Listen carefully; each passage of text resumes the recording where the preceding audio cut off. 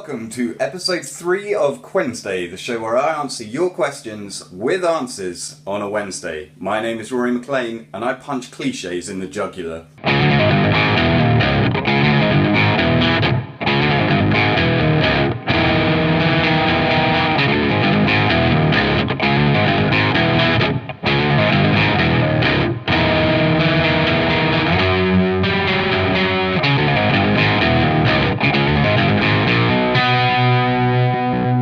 So first up is Tuin Music Productions. He says, awesome video / pedals, we need demos. I am definitely going to get around to doing some demos, and I've said that before. I've just been very busy getting these weekly series up and also just staying on top of work and everything, but I will get some demos done ASAP.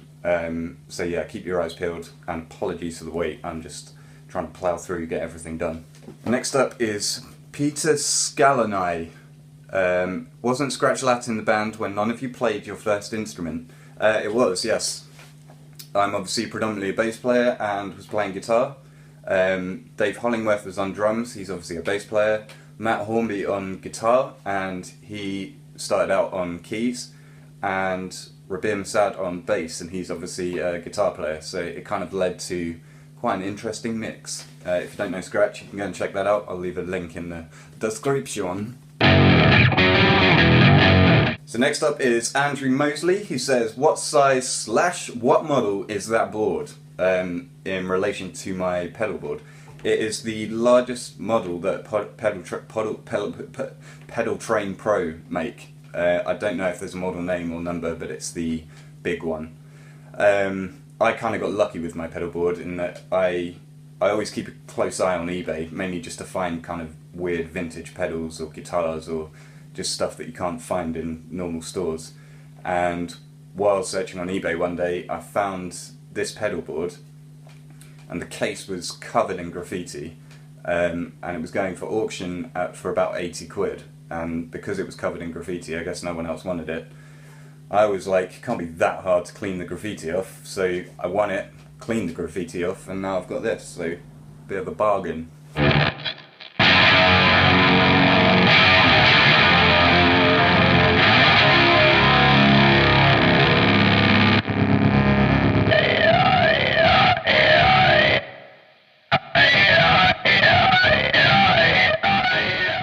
Next up is Aditya, who says, I have a question as well. In your opinion, what is your most favourite overdrive pedal on the market, and what about your favourite reverb pedal?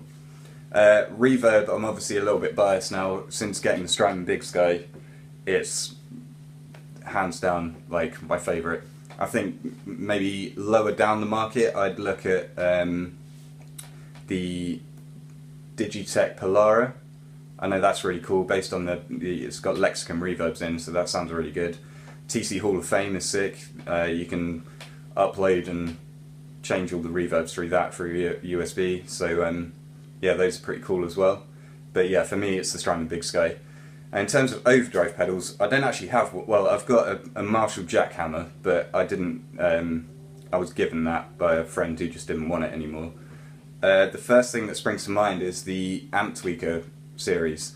They look really cool. They've got built-in effects loops. I know 2 Notes have just brought out some overdrives as well, which are the same thing. Yeah, those are cool too.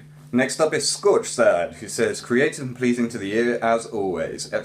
Smiley face. Thanks, man. I for one would be interested in a sort of rig rundown type of thing, where it'd be cool to see what goes into achieving that McLean sound.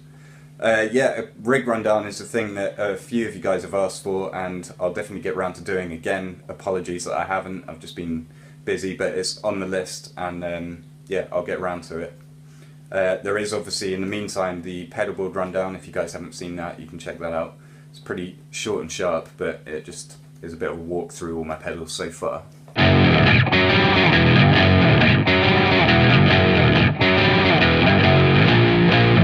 Next up is Jeffrey Grander, who says, so creative, man. Thank you. Any help building a pedal board? Like, what are the necessities, and what are some fun pedals, or even to improve tone, like a dyno comp or something? In terms of necessities, I wouldn't say there is any. Like, it's purely down to you. It completely depends on what you want to do, and yeah, just what you're into and what you like. In terms of fun pedals, for me personally, as soon as I got an octave pedal, I started having loads of fun with that. It's not necessarily a weird sound, but it adds some kind of beef and low end obviously to your sound, and that's just loads of fun. Turning up to a practice and just going gong is the best thing in the world. So octave pedals. I got the Mooga Fuga ring modulator, which is a weird pedal that just is crazy. You can get some really fun sounds out of that. So maybe a ring mod. Again, not to become Mr. Strymon, but the Strymon Mobius, if you can afford to go and get one, I would highly, highly recommend, because it's just loads of fun. And again, the sounds you can get out of it are just vast. So yeah, I hope that helps a little bit. So next up we've got Ravi, who says, really enjoyed both bands, Rory. Questions for your next Q&A. Do you do any singing? I used to a lot. I was a vocalist in Scratch, and I haven't done for a while. I'm maybe doing in the future. I'd like to. It's loads of fun. I enjoy doing it, but predominantly I spend my time playing guitar. Number 2, I know you probably like to experiment all the time, but if you had to choose, what would be your default songwriting guitar tone? That's a very tough question to answer. What I try and do is adapt to the tone that you've got, so you can plug into a little solid state 5-watt amp and just see what it sounds, see how it makes you feel, or plug into a 100-watt amp with a load of pedals and see where that takes you. I think if I literally had to choose one thing and everything else just evaporated off the earth, I'd go with some sort of distortion, possibly an octave pedal, but probably, yeah, like a distorted tone. And then number 3, is there any reason you chose now to start YouTube? Not really. I guess the main reason is that Rob got me in on the How to Sound Like Yourself video on his channel, and I just played some riffs and everyone was like, well, this guy's cool, can we find any more out about him? And it was at that point where I was like, it's a bit stupid that I don't do this, and I don't have my own channel. So off the back of that, I just thought I'd start. I think I'm still kind of feeling my way through and working out what my angle should be, but I'm having loads of fun doing it, and that's why I've started now. So yeah, if you haven't seen that video, go and check it out on Rob's channel. It's quite a cool vid.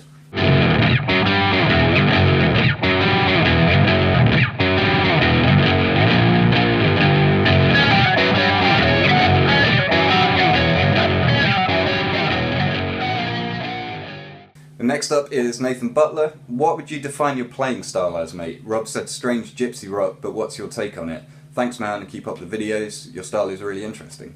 Thank you, dude. I hate genrefying stuff. I hate trying to box it in and describe it, because I think you do, once you start to follow the trend of how you've defined yourself. So gypsy rock kind of is a good way to explain it, I think, in very broad terms. If I don't have a guitar and I can't play something to someone, I'll go along that sort of lines, like the gypsy rock.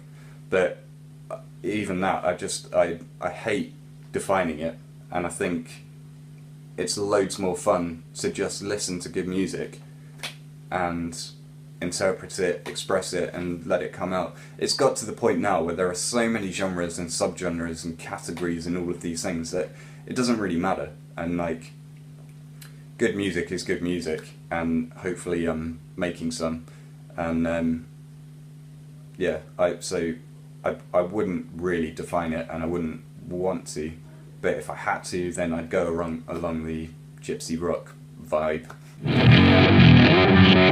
Elijah Lanning, has asked, Rory, are you the singer of Big Zillian? Currently, yes. We're going to release our first single, and I think I'll track vocals on that, just because we haven't been able to find a vocalist nearby who'd kind of suit the style. Long term, we'd kind of like to find a vocalist so that I can just concentrate on guitar, they can do their vocal thing. My vocals aren't that strong, like I say, I haven't done it for ages, so I'd like to find someone who's a bit more kind of capable and can do some cool stuff, and I can just rock out on guitar, maybe do some VVs, but track track 1, which would be called Taking the Best Advice, I probably will sing on, yeah, but who knows. John Keck has said, dude, love your playing style. Thank you very much, man. Would love to know your influences. Again, this is something I've been meaning to get around to ever since starting all of these videos. The one thing that everyone wanted to know off the back of that first video with Rob was where my influences and inspiration comes from. And yeah, it's another thing that I've wanted to get around to and just haven't had the chance to yet. Mainly because, as I've said before, I think it's one of those questions that I know what it's like to want to know the answer to, and I want to explain it fully, in depth, give you loads of cool bands to go and check out, practices, exercises, things I do to kind of get into the creative zone, just all of that stuff. For me, it's a massive topic and an important one, and I don't want to just list 3 bands and move on. So I actually wrote a list last night of all the things that I haven't got around to doing yet, and so I will do that as soon as possible, and it's coming. Oh, god damn, that's good coffee. So next up we've got Fukaru, or Fukarao, I'm not quite sure, apologies if I'm getting that wrong. He said, that guitar is beautiful, what is it? I think this was on a video where I was using my Tysco ET460. Again, this is another thing that I'd quite like to shoot a video on very soon. I've noticed that there is a distinct lack of demos or things to find out there on the Tysco, and I think it's worth shouting about, so I'm going to. So next up we have Dumbo Hill, who says, hi Rory, smiley face. It probably has been asked, but I'm curious. What kind of amp are you using, and do you have a dream amp? I'm predominantly using a Victory V50. Obviously, as I say, I'll do a full rig rundown. I'll talk a bit more in depth about all of these in a later video, but yeah, the main amp I'm using is Victory V50. That's awesome for cleans and distortions. I really like the sound of that. I also own a Selmer treble and bass, which is a little bit crackly. I need to clean it up, possibly change the tubes in it. I think I used that in the how to play the Rory McLean riff video, so yeah, you can hear that on there. You can probably also hear the crackles that I'm on about, but yeah, when it's not crackling, it's an amazing amp. So yeah, big fan of the Selmer treble and bass as well.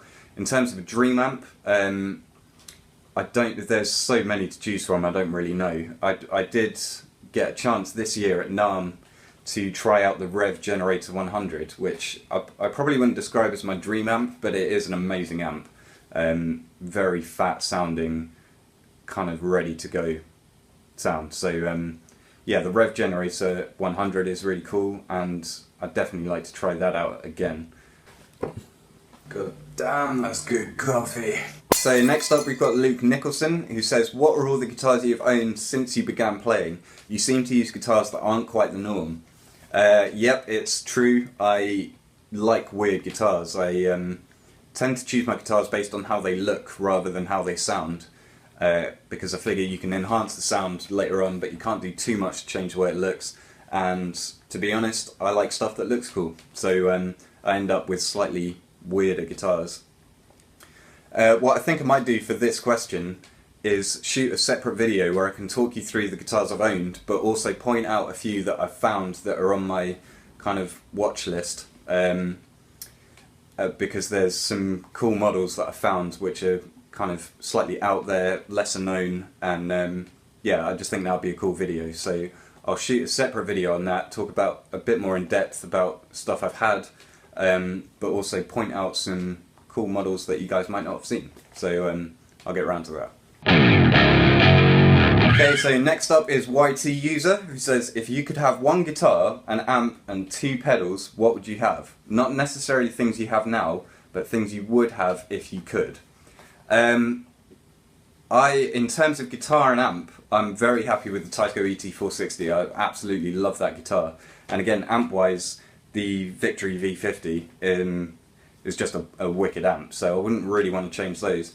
Pedal-wise, again, I've kind of got, if I had to stick with 2, I've got the 2 that I'd stick with, which would be the Boss OC3 and then the Boss RC20 XL, which is a loop pedal. if I didn't have those things, or I've got those and I had to choose something new, guitar-wise, currently I'm looking at the Eastwood Jetsons Junior in white. It's completely stripped back guitar. Go and check that out if you don't know what I'm on about. It's a very cool guitar, so I'm definitely looking at one of those. Amp-wise, purely out of intrigue, I'd look at the old Zenta stuff, which they're probably not very good. I haven't played them, but they come from the same era as the Tyscos and that kind of surfery vibe. So yeah, I don't know what model, but something old school and vintage by Zenta could be fun. And then 2 pedals. There's the Pigtronics Mothership, I think, which is another ring mod pedal, but just crazy levels. Go and check that out if you haven't seen those. Also, there's the WMD Geiger counter, which is a bit crusher pedal with some just, again, like super weird sounds. They're the kind of pedals like I definitely want to get at some point, but they're quite expensive and probably you'd need to spend a lot of time to be able to use them properly. But so yeah, if I was choosing stuff I didn't have, I'd go Jetsons Junior, amp-wise something by Zenta, something completely old school, and then 2 pedals would be the Pigtronics Mothership and the WMD Geiger counter, just because that would be fun.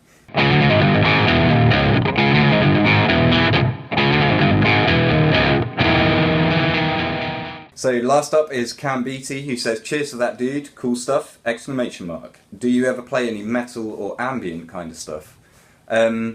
Metal, yes, I guess there's elements of metal that I kind of incorporate into my playing. Not really consciously, as I was saying before, I don't like genrefying stuff and I don't like working out what elements have come from where.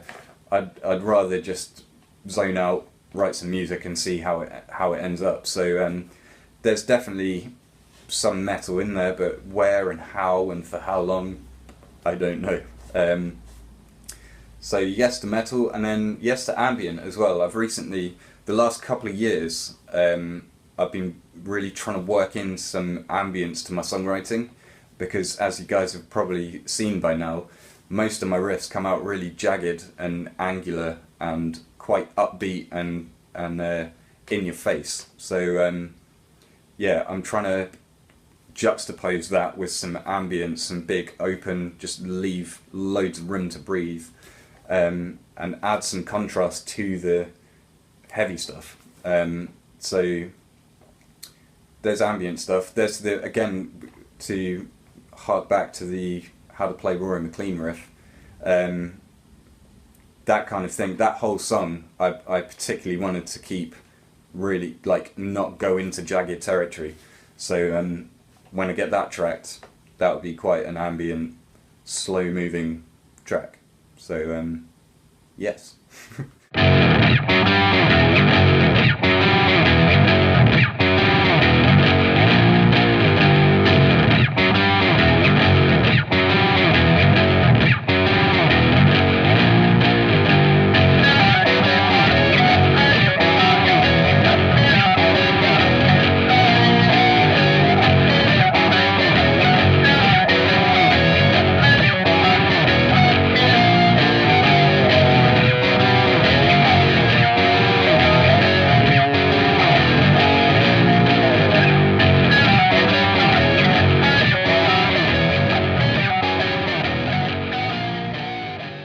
So there we go, that was episode 3 of Qwednesday. As always, thank you so much to you guys for watching, and thanks to subscribers old and new. If you guys have any questions for me, leave them in the comments below in here or any of my other videos, and I'll obviously answer those in depth in next week's Qwednesday. More stuff coming soon. As I say, I wrote a list last night of all the things I haven't got around to, and I came up with a cool set of ideas of stuff that I haven't even mentioned that would be kind of fun. So yeah, keep your eyes peeled, there is more coming. Until then, peace out, I've been Rory.